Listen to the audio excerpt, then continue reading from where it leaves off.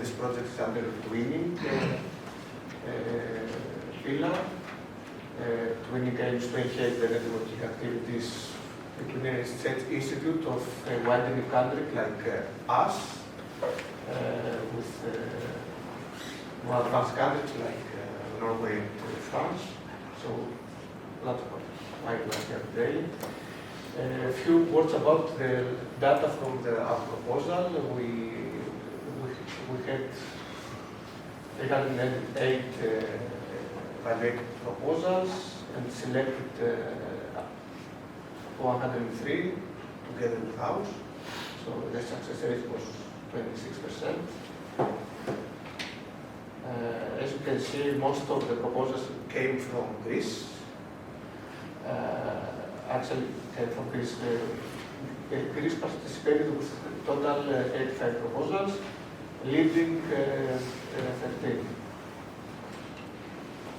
No, 13 were the successful ones. So again, we are between the first countries of the successful evaluated proposals, together with Portugal. The aim of this particular project is to strengthen the defined field of research, and we have chosen the energy transition field in 3 different pillars in our project. We lost again the connection. One pillar is deep geothermal energy. The second pillar is carbon capture and storage, and the third pillar is hydrogen storage at the ground. And for the latter, we have also created a specific research part that will be presented later from Spiros, which is the robotic leader. The expected impact that we have to focus on this kind of action are summarized in those bullets. First is to increase the research excellence of the coordinating institution. So we need you to help us to be better. Okay, that's the idea behind all this. To improve the capability to succeed in the competitive research funding, so we can sit all together and try to schedule the facility proposed new proposals for new funding opportunities. To enhance the reputation, attractiveness, and networking among us and with also among with new institutes and other partners. And we have here today colleagues from other institutes for this. Also, the expected potential impact of the project illustrated by a number of indicators that have been included and we will present later in the structure of this project. We have to benefit from the advanced projects and to demonstrate these benefits, and also the advanced projects have to demonstrate where the benefits, what will be the benefits that collaborating with us, and to improve the capacity to attract quality personnel and funding from other parts of national programs or other European funding schemes. The challenges and the key success factors here are the wide range of possibilities offered by the training. It's not always easy understood, so we have to make full use of the widening toolbox that I will show you later. We have to take advantage of all the tools that the European Commission offers, not only for the dissemination and exploitation part, but also for the research itself. Collaboration at management level can be challenging, of course, because this is not only a project that we need to sit down and do our best in the research part, but it's also a project that we need to focus on the capacity building and to schedule our workshops, seminars, schools, and everything. And there are specific work packages on this. Work package 2 and work package 3 that we will be discussed later with some colleagues. and focus on strengthening the research management skill in a coordinated institution. This is, of course, something that the Commission wants to see from this project at the end, that you guys help us to become better. So this will be the final output from this action. I'm here just to make a very brief recap of some basic funding goals, because you've got 3 years of project implementation ahead of you. Also, I happen to know your proposal from its co-creation phase, so I'm very happy that it has been retained funding. So I want to share some thoughts with you based on my input from the coordinators stay in the twinning sessions, as well as generally from policy officers from the European Commission. And last, I want to express to you some thoughts about basic sustainability, for which policy officers make a lot of fuss, and I'm sure that they will be following you to see how you progress in this. So I will try to be as brief as possible, so you have a lot of time to discuss the technical issues of the project. So a very, very basic recap of Horizon Europe rules in terms of your eligible cost categories, because this is what it's all about actually. So just to remind you, we've got the personnel cost, the subcontracting cost, the purchase cost, and of course there are other cost categories which I think do not concern your project, about transactional access to research infrastructures, etc., etc. In force, the plan is to have 4 tasks: a staff exchange, site visit and laboratory visits, joint publication, and the summer schools. So the staff exchange, site and laboratory visits, we have a plan for it. We have put the timelines there, but who is going to go, when is it going to exactly go, the exact program, we haven't decided yet. So those are the challenges. And then the most important one, the first task that's coming, is the documentation of the capacity building. We need to establish a framework here. It should be done within the second month of the starting project that Vasiliki was saying. So here, we need to come up with basically a framework that what is it we are doing and what is it, how we're going to accomplish that during these 2 years. And then again, that backs to this, the staff exchange, site visit, joint publication of summer schools. We need to know exactly what is it we are doing and how we're going to accomplish it. So that's the thing that we need to discuss. I'm not sure when is it the time now to discuss about that, but then that's the question. After that, of course, there is a visit from IG Force coming to us, and then basically we are coming here again to visit the labs and then see what is it missing, and then how we can basically transfer the technical part and look at the IP management that exists basically for the research, and then look at the funding opportunities that Vasiliki was emphasizing.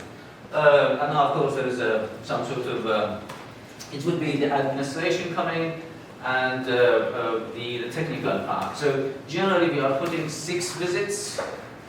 So I guess it would be 1 visit per year for both technical and administration. That's the way I understood from that 25 pages of the things that we wrote. But again, who is coming, when is it coming, exactly when, that's, I'm not sure about that. That needs to be written. So what we are proposing as part of this, recording in progress. So what we are proposing to happen here, because it's supposed to be 3 visits. So we are, as you probably know, at the UIS, I lost the connection. You need to put the mouse on the presentation. Okay, yeah. So as you probably know, we have a national center rewarded last year, at the end of the year. Founders, the head of department, was leading that project, where we are basically looking at this innovation ecosystem around this subsurface utilization for energy transition, basically looking at all of the aspects of innovation, collaboration, society, education, and digitalization. And as part of this, we have a program, it's Energy Norway. So an engineer is basically some sort of a conference with workshops and some sort of training activities that will be done usually in March and April every year from now, from this year. I mean, we have done it already last year, but we will be doing it again this year and the year after. So one of the things that is part of this, basically, Energy Norway, is to have a week of the activities. So Alejandro will explain that later, tomorrow, basically. But then there's 3 days of the Energy Norway, the conferences and workshops. The content of the workshops is all about the CO2, hydrogen, CCS that we have planned inside this program. And then there is a 1 day of lab visits, and then of course the seminars and a lot of things. So that visit, the exchange visit that we need to do as part of this Twinn2set. So my name is Frédéric Fournier, and I'm the head of the Geo-Resource and Energy Center in IFP School, which is a part of IFP. And my background is geophysics and machine learning. And I'm very pleased to present you the content of the work package number 3 in place of Bruno Garcia, who is the task leader. So this package is mainly focused on technical training, not virtual. Forget about virtual, it will be technical training. And also development of soft skill and visibility.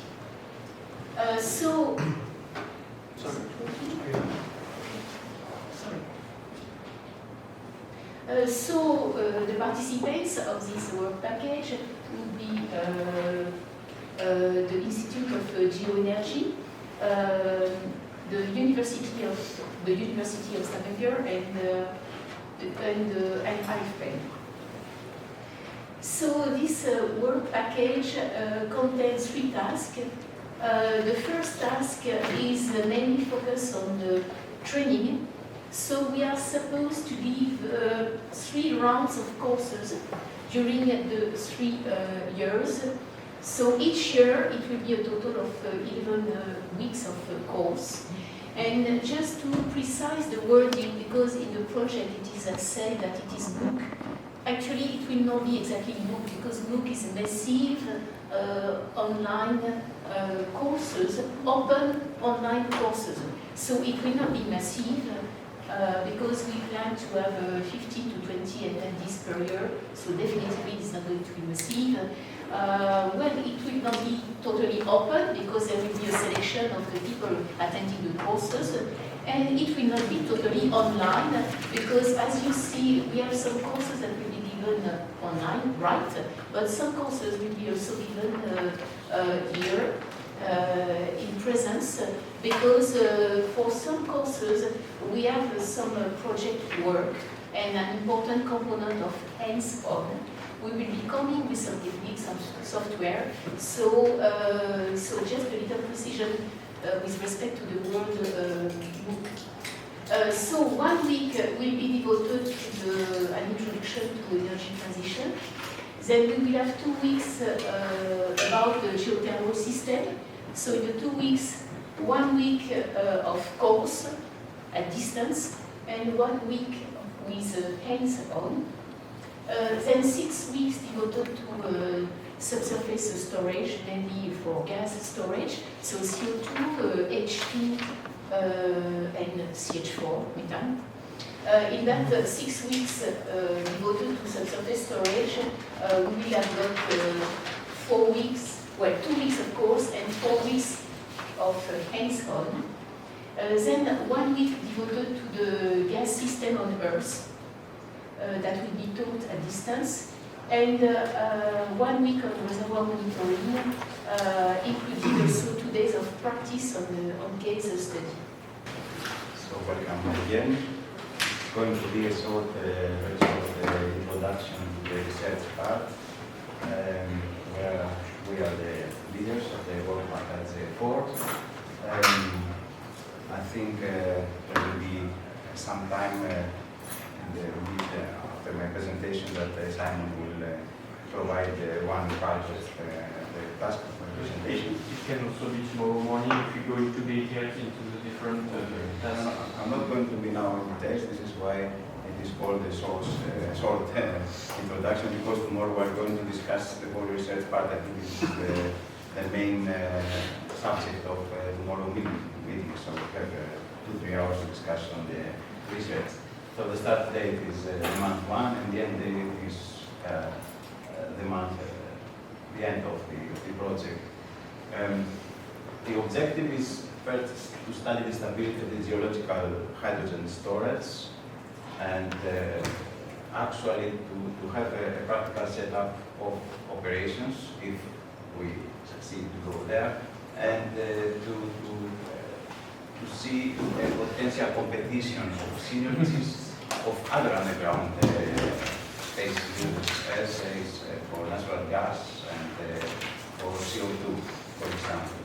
Of course, the aim, as we all discussed today, is to increase the scientific excellence and expertise of the Institute of Geoenergy in the sector of the underground hydrogen storage, although it's not limited or restricted there, because we have all these other subsurface storage sites and subsurface issues with natural gas or CO2 or combination of gas, perhaps in the future, as they are also being transferred through the pipelines. Okay, last but not least, what is 5 outreach and sustainability. I just put together a few slides just to remind everyone what tasks are in this work package and what our obligations are. There are 6 tasks. 3 of them, the first 3 are, I think, are interconnected. The first one is communication, dissemination, and utilization activity. And what we need to do here is basically come up with a strategy and come up with a plan. And a lot of other tasks within the project will fit into this plan. Like, for example, the online presence, which is in project management work package. Also the summer school, the citizen engagement projects in 3.2 respectively. And we also have allowed for 6 newsletters, engagement with the local community through the local press and articles, and of course conference attendance. So there are 3 deliverables related to these tasks, and it's pretty much the same is the plan for the dissemination and communication. We need to have the first version ready by month 3. And the next deliverables are just an update of this plan on month 18 and the last one, month 26. This task, the next task, the networking, is about conference attendance and membership at international bodies. This is also connected to the previous one. We need to identify basically pretty soon important conferences that we attend that are relevant for this project. It's good if we do that by month 3 and include it in the plan. Will include also Norwegian energy. We can now include this, yes, renewable energy. Yes. And I guess we will explore membership opportunities at international bodies where we can participate. Next task is to arrange some workshops with non-academic actors along the value chain of carbon capture storage, hydrogen storage, and geothermal energy. Again, IG4 is the partner responsible for that. We have thought of some industries in Greece, some heavy emitting industries like cement or oil and gas. And we have to allow for 3 workshops throughout the project with this address. All of that again will go into the plan for dissemination, communication, and exploitation activities.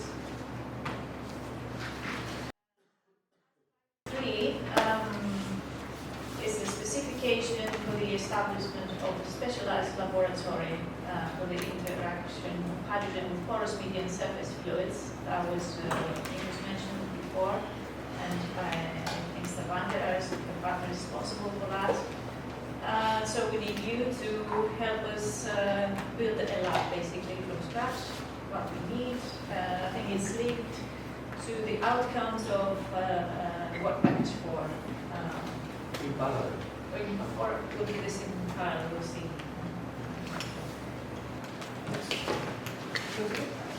Okay, so we are in the work package 5.4, and the idea is to build a pedagogical case study based on the geothermal example.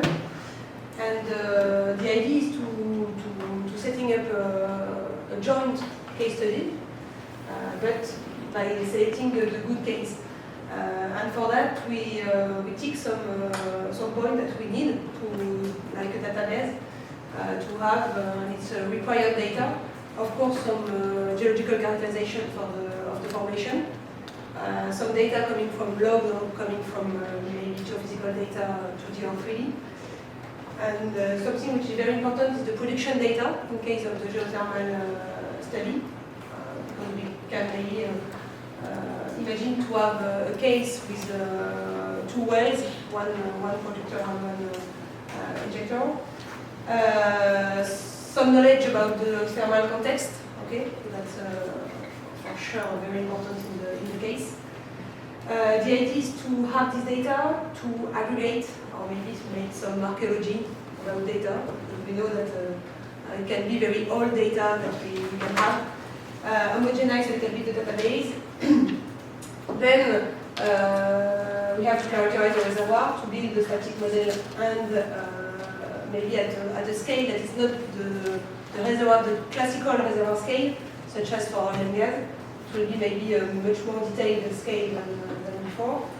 Having a very important input about the thermal model, the thermal constraints, to build at the end the dynamic model and imagine to have a dynamic model evaluating the production of geothermal